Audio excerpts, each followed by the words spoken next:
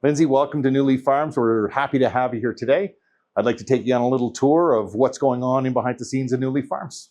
So here you can see one of our growing walls. We typically supply these kinds of walls to schools and education.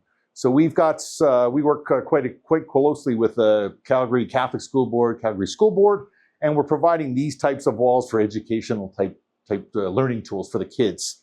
So we're in the process of actually designing a new little tiny control system to control these walls so that the kids get some experience in control system programming, instrumentation, measurements, and things like that to really get kids hands-on experience in growing. So some of the, there's quite a bit of activity going on in agriculture for schools here in the province, and they're changing their curriculums from STEM to STEAM, and the A is standing for agriculture.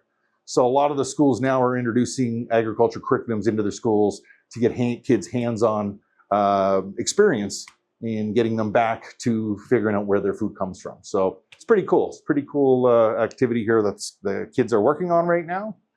And I'll take you in the back and we can take a look at some more technology that we have.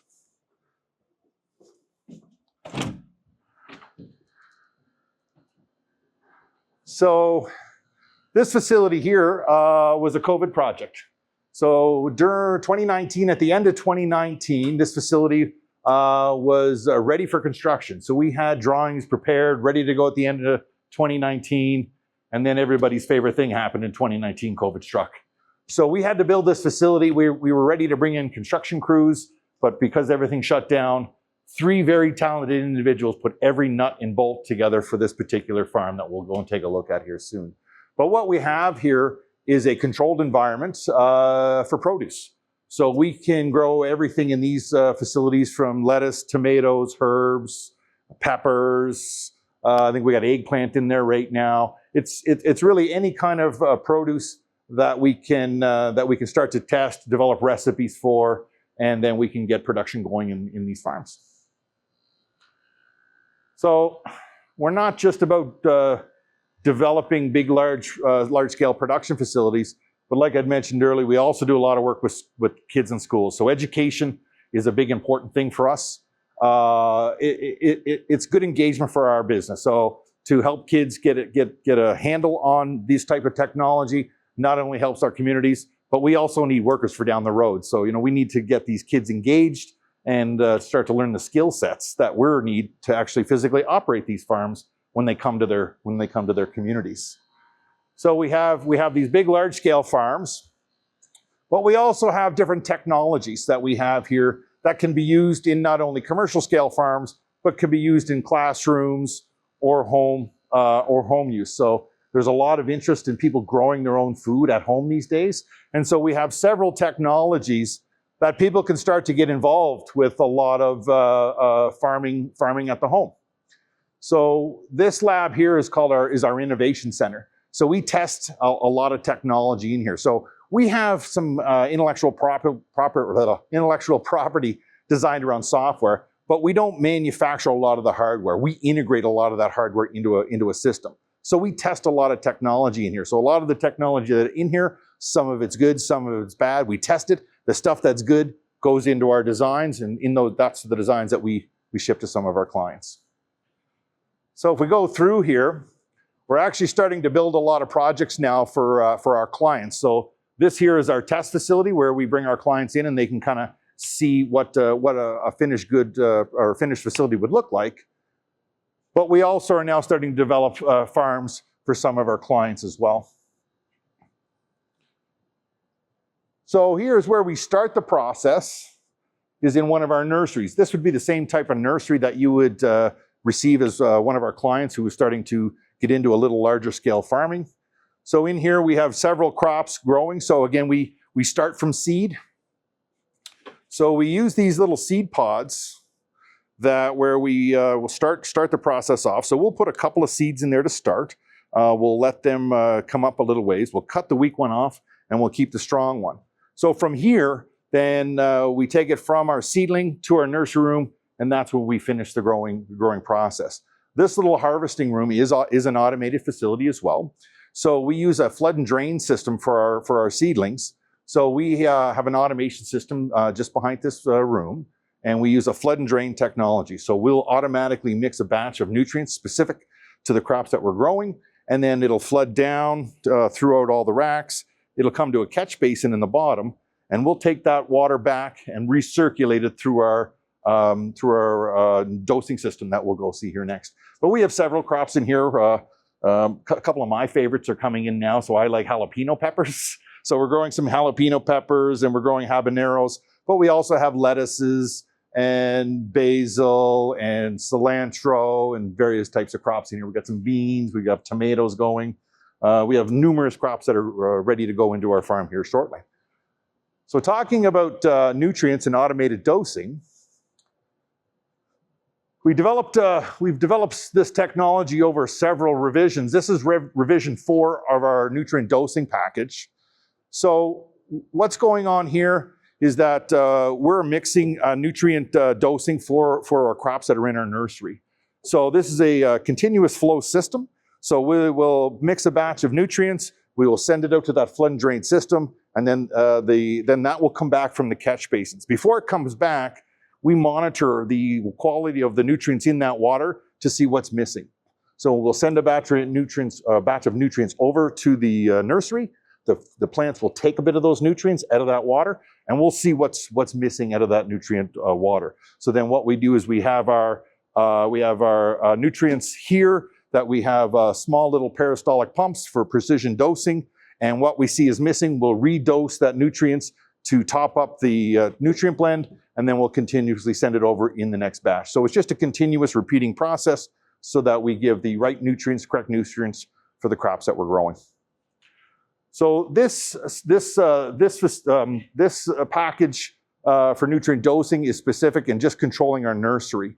So it does all our water treatment and automated dosing.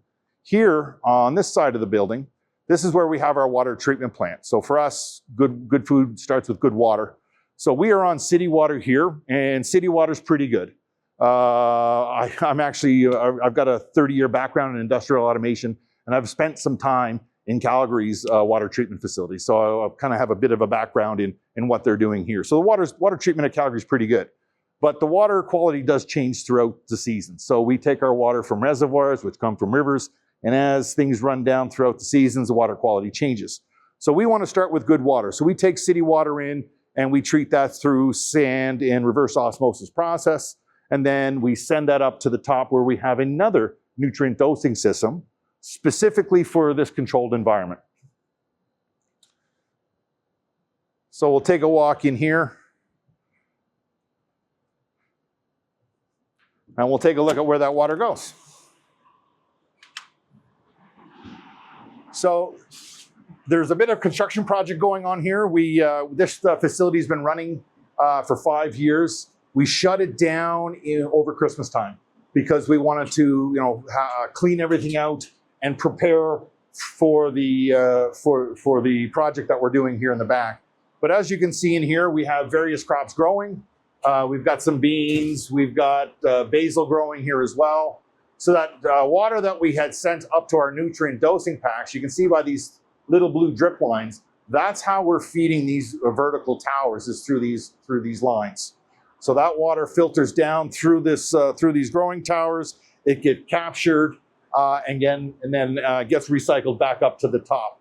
The other thing that's going on here, so we're controlling the water, but we're also controlling the air. There. Oh, we'll leave it for now. So as the nutrient waters come down and the plants take up some of their nutrients, then these plants are going to transpire water. So when they transpire water, that wet vapor comes up into our HVAC system. So then we'll calculate the dew point of that water, and then we'll flash it back down to water. So then the vapor turns into water. We put it through another instrumentation bank. If there's anything weird in that water, we will send it to drain. But if the water's okay, we'll send it right back into the process, and it'll be part of our nutrient water again for the next couple of batches. So in here we have a number of crops. And it's not just leafy greens, but we also have growing eggplant in here as well. So we can grow many types of crops in here, not just leafy greens or microgreens. and things like that. So we have some lettuces, we got some more basil, we have rosemary. We just finished a project here for Red Deer Food Bank. So these are the tomatoes that we're growing in Red Deer Food Bank. So we wanted to test the tomatoes that are growing out there. And you can see these tomatoes have been in just shortly thereafter Christmas. So they've been in here a couple of weeks, and you can see some of the produce that's growing on these tomatoes now. So, and back here is our next generation of technology. So we're a system integrator. So originally we started growing in these vertical towers, and what we noticed is that there's a lot of labor involved in maintaining and managing these towers. So with one of our partners, Just Vertical, we're transitioning from this growing walls to these new style of growing walls. And I had shown you that little seed pod back in the nursery. So when I have to harvest one of these walls, I have to physically take that vertical wall down, take it out of the room, open it up, take the plants out, clean it, replant it, put it back in. There's a lot of labor involved in maintaining these walls. With these Just Vertical walls that we're using, we're actually taking that seed pod and putting it right inside here, and that's how we start the growing process. When we're ready to harvest that crop, it's a matter of taking out the seed pod, recycling it, and putting in the next crop. So this construction project that we're gonna go under, we're hoping to have this facility up and running by the end of February. We're really trying to densify the production of this room. So this room will be fully wrapped with pipes throughout all the walls, and then we're gonna have our control system and nursery centralized to the facility. We wanted to do that for a few reasons. One, we wanted to increase the production capacity of this physical square footage, but we also wanted to create a good working environment for the workers that are gonna be in here. So everything will be on the wall that are growing, and then they'll be able to walk around this to make it an easy workflow process for our growers. So this is our next little generation project. Each of these walls, you can see there's different densities of growing pipes that we have. So we'll be growing different crops in these pipes. So some of our smaller crops like basil and rosemary that doesn't need so much room to grow, we'll put a higher density pipe in. For tomatoes and things like crops that need a little bit more space to grow, we'll separate them a little bit and give them a little bit more room to grow out into fruiting plants. So each one of these are going to be set up in zones, and we'll be able to control these zone by zone. The other thing that's going on here is that as we start to grow zone over zone, we'll be able to start to compare the yield from zone to zone over time. Here at NuLeaf Farms, we also use a satellite connection into all our farms. So we'll be able to stay connected to these farms over that satellite connection, collecting all that data and comparing all these zones to zones. And with our AI technology, we'll be able to analyze that data and provide outcomes, specific outcomes that we want to achieve in this farm. One of those specific outcomes is going to be, I want more yield. So then the AI will be able to take a look at all the parameters in this farm to analyze the best recipe to produce more yield for our clients. So it's a pretty exciting time for us right now in the development of that AI and the satellite network to start to collect all that data. The other thing that we're doing, besides increasing yield, is we're also supplying a lot of financial data. So here's the financial performance of this farm. Here's the production performance of this farm. Here's an environmental dashboard. Here's the physical footprint of what your farm is doing, as well as providing technical support and 24-hour remote monitoring of these farms. Because a lot of our clients can't be in these farms 24 hours a day, and they like the assurance to having, if something does go wrong in these farms, that we're there to help to step in, address those issues remotely, and keep the farm up and running throughout the year. Any questions on that? So this is our farm, and this is our test lab. So we'll be continually testing crops in here, so that when our clients get our leaf control system, they'll be able to select crops based on a recipe. As we develop new crop recipes, our clients are going to be able to select what crop that they want. So for instance, tomatoes, basil, lettuce, eggplant, whatever they want. So then in behind the system, we have recipes developed. So as we develop these recipes, the first thing we're going to do is we're going to start testing the seeds in this room first. So as we test them, we're going to develop a baseline recipe, and then that's the recipe that our clients are going to be using in their farms. This is one of our leaf control systems right now. It's in production right now. We're currently building this one.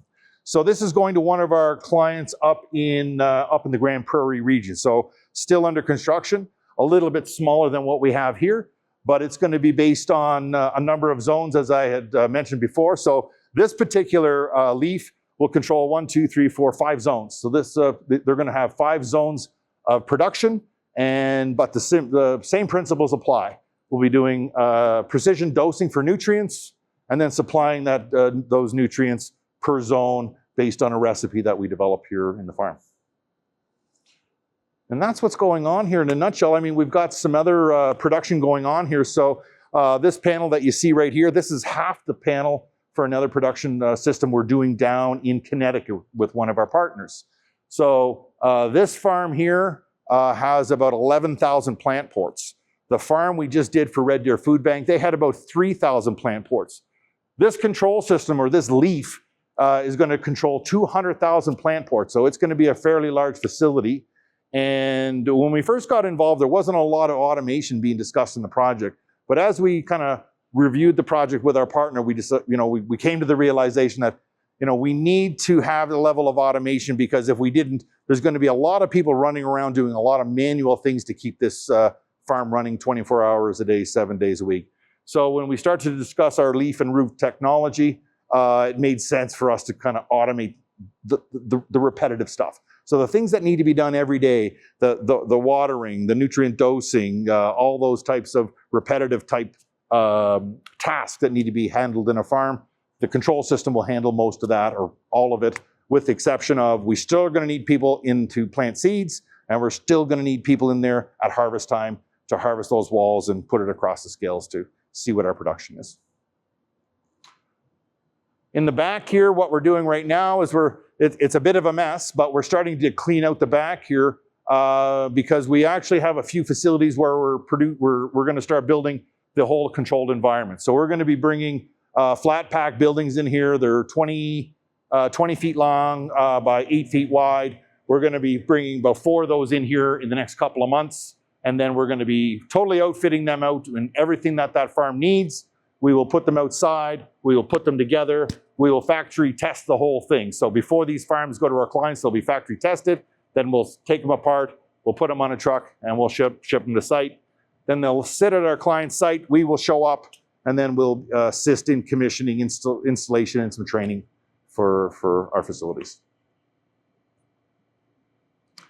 And I don't know what else to tell you about that, unless you have some questions. Well, I really like the water positive circuitry. Yes, let's go take a look at that. I did forget about that. Let's go take a look at our control system.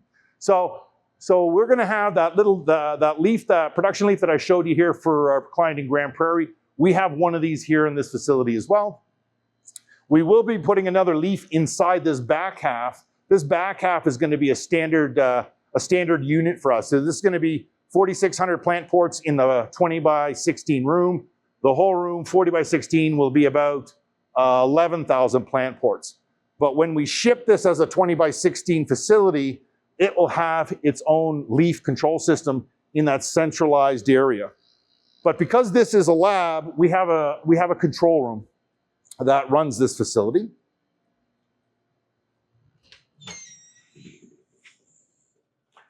Hey, Marty. So here's our operator workstation that we use to control this facility. So in here we can see everything, every aspect, every instrument that's managing, monitoring, and controlling the farm. So for example, we took a look at the water treatment plant, so we can see in here how much water is being used, and then we can also see how much water is being collected. So we had talked about how when the plants are transpiring, we collect all their water, and so we can see how much has been used and how much has gone to drain. Now we've been we did do a shutdown of this facility recently, and we have half that room closed off, so we're not using as much water that was in here. So what can we see in here now that I can show you?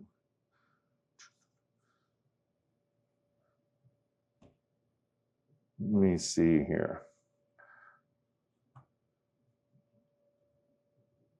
7 to drain. Okay, so here we go here. So what we can see here for consumption, we're using the facility's using about 2.69 gallons per hour of water. We're recapturing or reclaiming 1.21 gallons per hour in that water. So the difference in that water is what the plants is retaining. So we can easily see what we're putting in and what we're reclaiming, and the difference is what the plants are using to grow out their fruit and leaves and plants and whatnot. So that's what we're showing here. We have sent some to drain again because we have shut down the plant and we're doing a little maintenance on it and a bit of an upgrade. Behind you is our industrial data center. So this is our industrial server that we're using to connect to our other farms. So this is where we're storing all our farm data so that we can start to compare zone to zone plant production.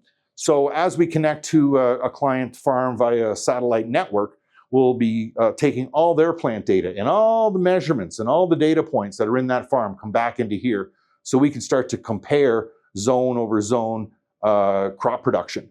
Over time, with our AI analytics, we'll be able to analyze what input went into that plant, and then how do we optimize the inputs that go into that plant to produce more yield for that particular crop. So it's pretty exciting to start to adopt some of this AI technology. It's kind of a buzz in the industry right now. Everybody's going to AI and analytics, and so this is where we're storing all our data. This is where our AI is running, and that is being used to compare those zones over zones to increase yield.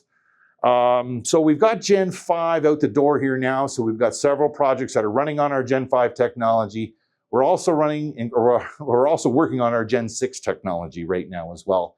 So Gen 6 is going to include a smaller footprint. So we're seeing if it's economically viable for us to shrink down the size of our physical control system, which will reduce our costs. But the other thing that we're looking into that's kind of exciting is that there is a move right now moving from app to agent.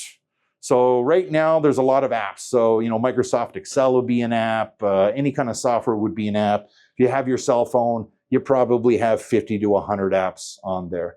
There's a conversation going on right now with a lot of big software companies is that it's not manageable. The average person can't manage all these apps.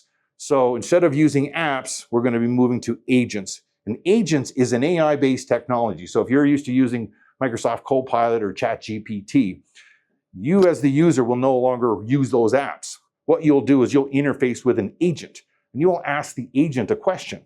And the agent will then go use the apps and give you the answer to that question. So we're looking at, in that Gen 6 technology, moving from app to agent.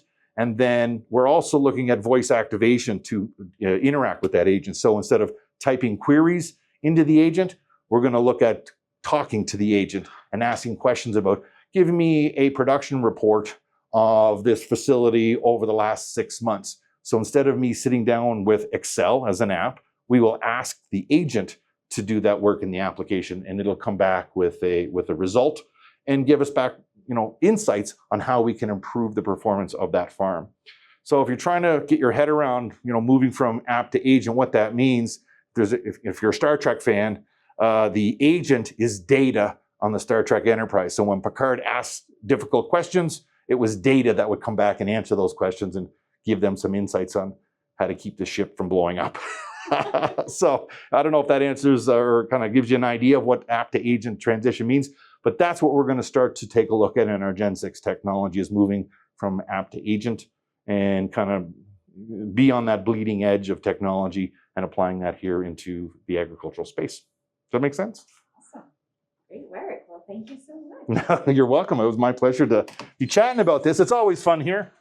The other thing about being here at NuLeaf, we all come from pretty heavy industrial backgrounds.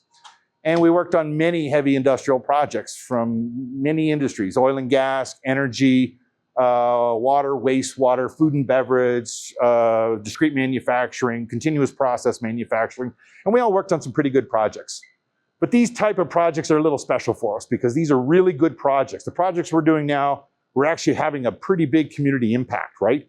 We're feeding people at a food bank. We're helping Indigenous communities have fresh local food. We're distributing food around to where it's needed, as opposed to what globalization kind of, the COVID exposed some difficulties in the globalized supply chain, where food's getting harder and harder to access. Climate change is a real thing, and it's going to continue to be a challenge for us to provide local fresh food. And we think that having a distributed food model, communities having these facilities in their communities, is going to play a role in food security for communities of any background. So for us, those are good projects. The people that are coming in and joining our team, they want to do good projects too. And we feel like we're doing some pretty good projects out here. And so me personally, it's a lot of fun to, heavy industry is great and has a position, and those are fun projects. But these ones for us are, have a special little impact by able to affecting communities that we're working with. So it's one of my favorite parts of being here.